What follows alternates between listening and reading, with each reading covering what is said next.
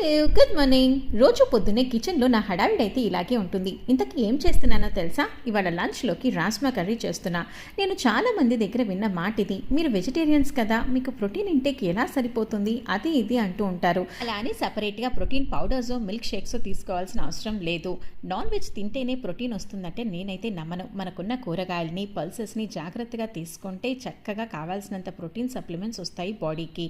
నేనైతే వారంలో 3 రోజు ఇదే పని చేస్తాను. ఒకరోజు అలసందలు, ఒకరోజు రాజ్మా, శనగలు, నల్ల శనగలు ఏదర్ వడల్లోకి లేదా డైరెక్ట్గా బాయిల్ చేసుకొని స్నాక్ లాగైనా తినచ్చు, లేదా ఇలా కొంచెం టమాటా ఉల్లిపాయ మసాలా వేసేసి కూరలాగా చేసేసుకుంటే రైస్లోకి చపాతీలోకి కూడా చాలా బాగుంటుంది.